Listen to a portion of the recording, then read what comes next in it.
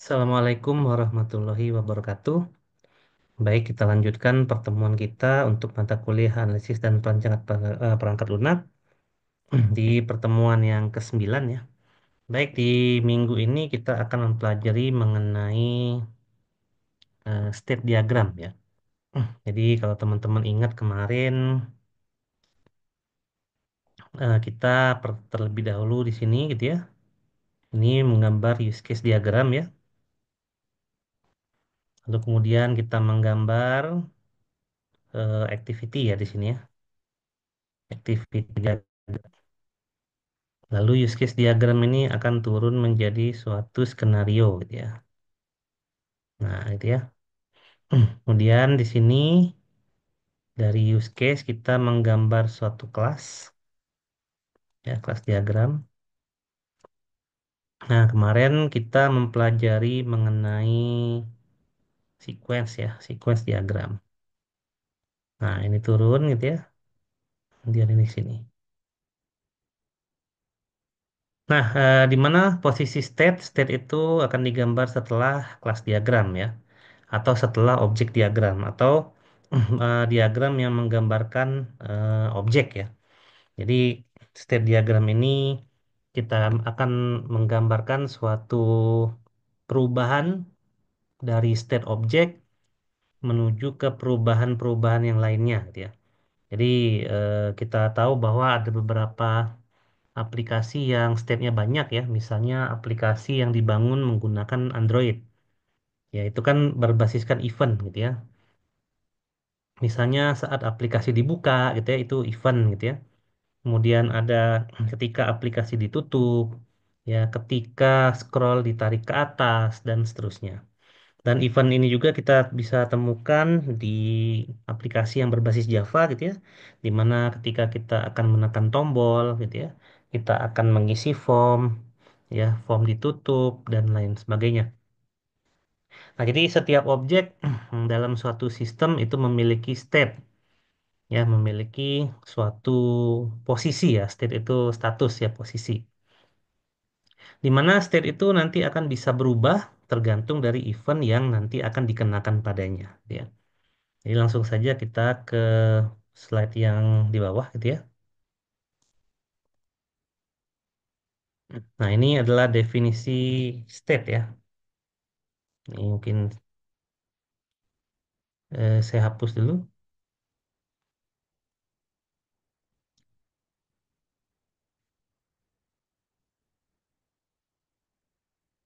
Nah, ini adalah definisi state. Jadi state diagram itu adalah diagram di mana dia akan menggambarkan tadi ya behavior ya. Karena state diagram ini termasuk sebagai behavior diagram. Jadi ada perubahan state, perubahan status gitu ya, atau perubahan posisi ya dari suatu objek apabila dikenakan suatu event. Nah, state ini kalau kita berangkat dari kelas diagram itu bisa jadi perubahan dari nilai atributnya gitu ya. Karena state itu bisa berubah tergantung dari atribut ya kalau dalam pendekatan paradigma berorientasi objek. Misal, state itu akan kita gambarkan dari kelas gitu ya. Tapi kalau kita akan gambarkan dari suatu objek, katakanlah sistem gitu ya, maka itu bisa digambarkan dengan lebih luas lagi. Boleh digabung gitu ya. Nah, biasanya kebanyakan contoh itu adalah vending machine gitu ya. Untuk state diagram ini. Nah, kita coba cek aja ya untuk vending machine ya biar teman-teman nanti akan tahu seperti apa sih state vending machine itu gitu ya. Jadi kalau vending machine itu ada beberapa state ya di situ. Nah, kita gambarkan dengan rounded triangle. Jadi state pertama itu biasanya sentuh layar ya. Nah, jadi kita kita lihat aja vending machine yang ada di dalam gedung FSI ya, lantai satu atau lantai 2. Jadi biasanya kita sentuh layar gitu ya. Kemudian akan ada event. Setelah event itu dijalankan, kemudian akan tampil gitu ya. Tampil tampil menu minuman. Nah, gitu ya. Nah, sentuh layar ini adalah event ya. Ya, kalau event berarti kita gambarkan dengan garis gitu ya. Cuman karena dia state, maka kita harus ada titik mulai dan titik akhir gitu ya dari suatu state. Nah, kita gambarkan dengan ini gitu ya.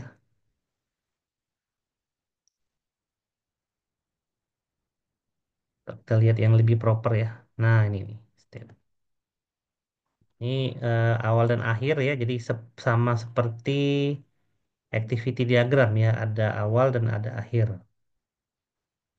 Ini simbol N ya. Ini simbol startnya nggak ada ya di sini ya. Ya kita coba gunakan yang ini aja untuk simbol start. Nah, gitu ya. Berarti untuk menampil menu minuman kita harus kenakan event gitu ya. Di mana eventnya itu adalah tekan tombol. Nah, gitu ya. Kita bikin yang biasa aja.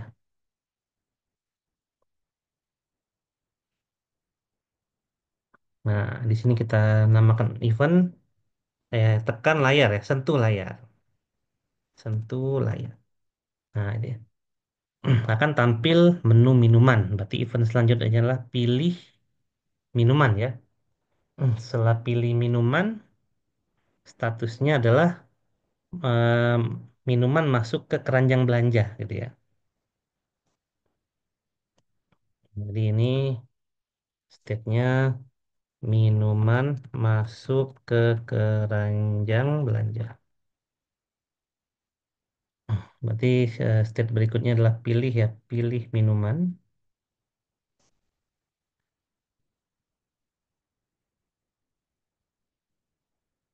Nah, ini kan bisa bolak-balik ya. Artinya kalau kita milih minuman tuh bisa atas bawah ya. Jadi bisa juga minuman ini kita pilih lagi ke atas gitu ya. Jadi bisa atas bawah. Oke, kita bikin lagi. Nah, bisa kayak gini gitu ya. Nah, ini juga sama gitu ya. Berarti ini masuk lagi ke sentuh layar. Nah, bisa bolak-balik gitu ya. Kemudian check out ya. Check out. Seperti check out. Di sini QR code keluar. Nah, eventnya apa? Eventnya check out ya di sini.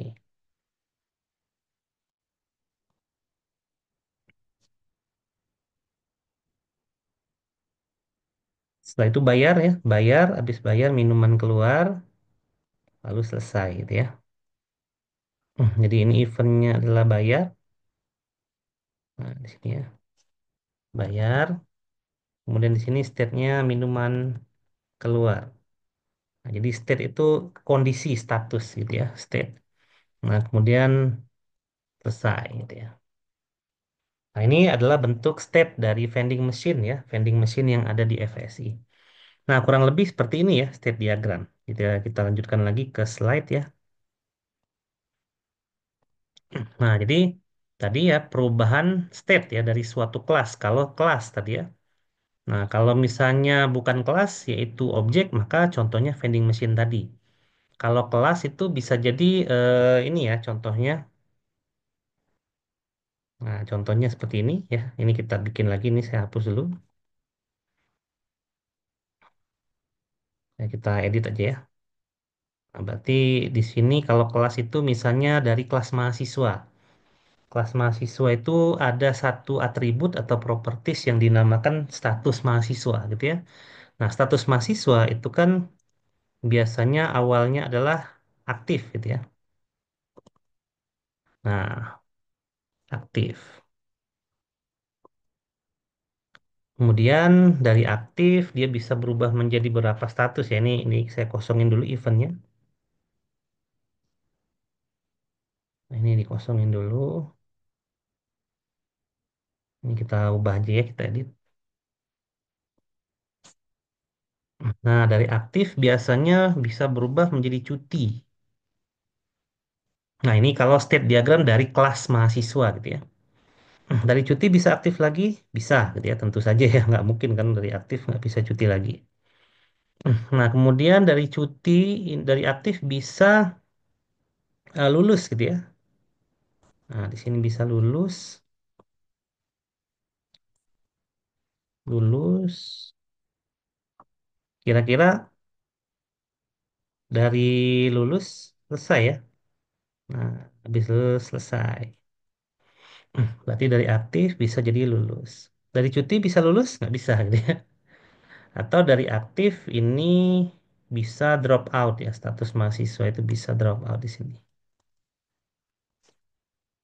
Dari cuti bisa drop out? Bisa gitu ya. Tentu saja. Dari drop out bisa balik lagi aktif? Nggak bisa ya. Dari drop out udah selesai berarti ya. Sama di sini. Dari aktif bisa drop out? Bisa gitu ya. Dari aktif bisa drop out. Jadi ini ke sini.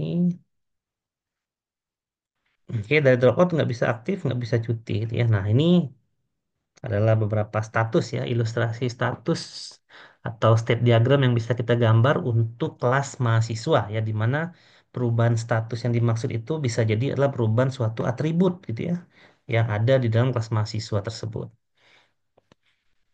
Nah, jadi seperti itu ya. Nah, biasanya ada satu initial state dan boleh lebih dari satu final state.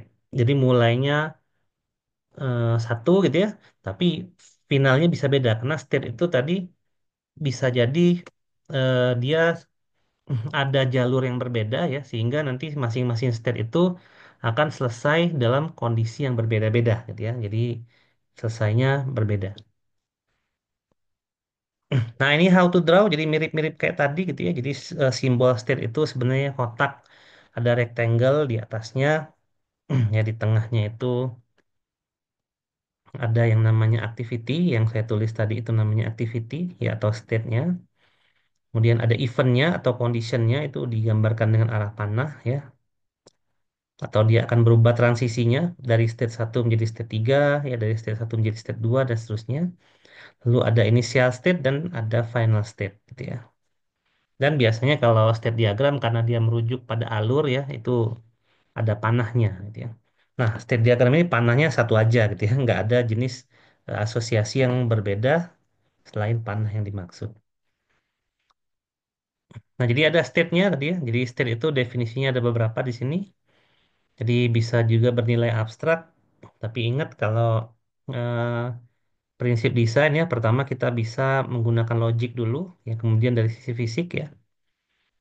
Lalu ada beberapa kondisi objek dalam periode waktu, ya bisa jadi karena yang namanya event itu bisa jadi eh, berdasarkan kondisi, berdasarkan waktu, berdasarkan macam-macam gitu ya. Nah, respon terhadap event akan tergantung pada state dari objek tersebut. Makanya di sini ada yang namakan dengan event tadi ya. Event itu juga bisa untuk memanggil metode ya. Jadi manggil metode itu adalah event. Karena begitu metode dipanggil maka state berubah gitu ya. Kalau kita mau lebih mengarahkan state diagram ke arah coding gitu ya. Jadi bisa jadi seperti itu kita bikinnya ya. Ini contoh ya, dari active menjadi idle kita pakai event yang namanya drop connection gitu ya. Nah, ini karena ada kurung buka kurung tutup, maka ini bisa jadi kita sebut sebagai suatu metode ya. Jadi ada metode yang dapat merubah suatu state connection ya dari aktif menjadi idle. Nah, event itu ada macam-macam ya.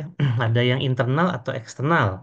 Kalau yang kita gambarkan tadi itu semuanya adalah event internal ya, baik itu dari vending machine contohnya ataupun dari contoh kelas mahasiswa, gitu ya, yang mengubah state mahasiswa tersebut.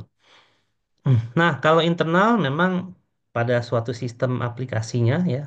Kalau eksternal itu berarti dari aktor gitu ya, atau dari sistem yang lain ataupun sebaliknya.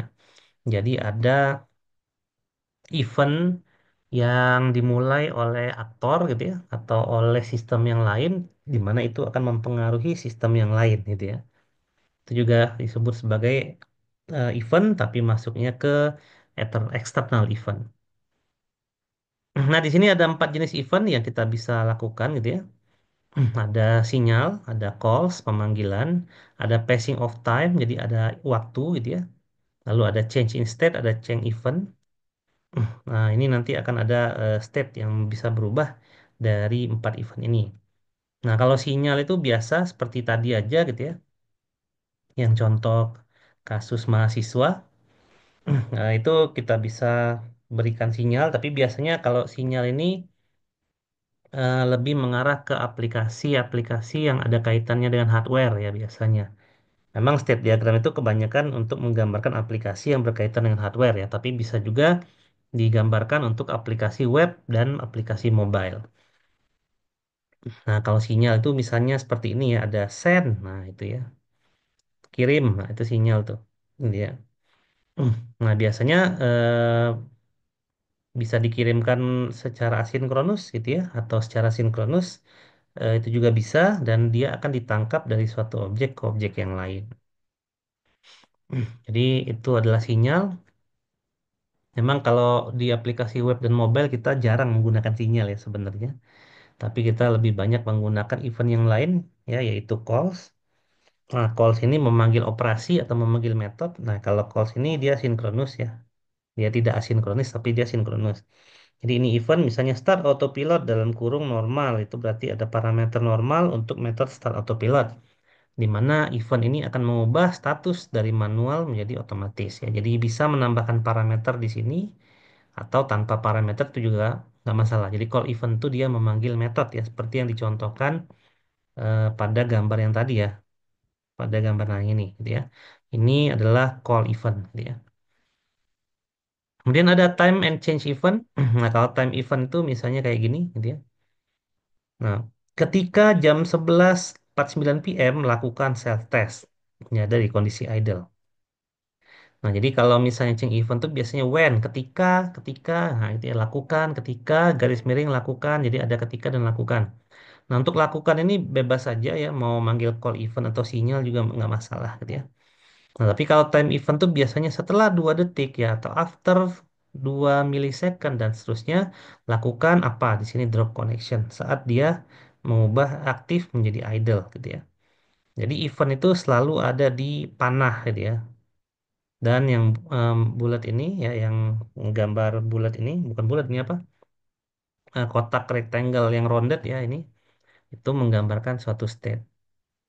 Jadi ada after untuk time event gitu ya, menggambarkan periode waktu, misalnya 2 detik, 1 jam, 1 hari, dan seterusnya. Kalau when itu ketika. Ya, sebagai contoh, ketika jam 12 malam, maka ubah tanggal lahir orang yang ulang tahun di hari berikutnya menjadi +1 misalnya. Nah, itu berarti kita mau menggunakan change event gitu ya. Nah, kalau state machine ini biasanya lebih umum gitu ya. Kalau state machine ini biasanya lebih umum dan memang kebanyakan akan membahas tentang state dari perangkat mesin ya. Seperti yang tadi dicontohkan yaitu masalah vending machine, yaitu state machine.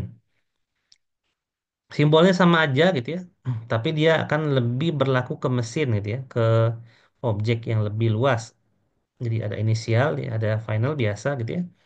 Ada perubahan state, misalnya di sini idle. Kalau key press eventnya dia akan running. Kalau udah beres finish dia akan idle lagi misalnya ya. Lalu kalau ditekan shutdown atau diberikan event shutdown dia akan selesai gitu ya. Tapi dia lebih banyak menggambarkan state ya, sama seperti yang digambarkan pada contoh vending machine tadi. Jadi state diagram ini memang susah-susah mudah gitu ya. Nah, kita harus membayangkan dari aplikasi kita, terutama yang menjadi bahasan kita di materi ini ya, aplikasi berbasis web dan berbasis mobile. Bisa jadi ada event yang harus kita gambarkan gitu ya, kita harus petakan, modelkan agar event itu tidak terlewat ya. Contohnya tadi kita bisa menggambarkan event untuk kelas mahasiswa.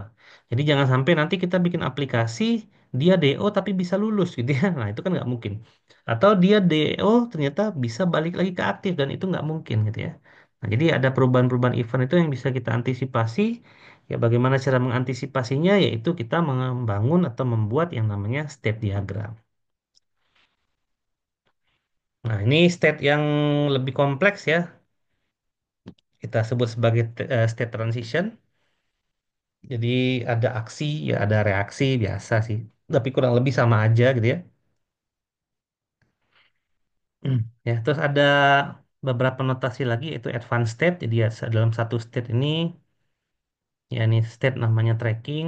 Kemudian di dalam state tracking tuh ada beberapa kondisi gitu ya.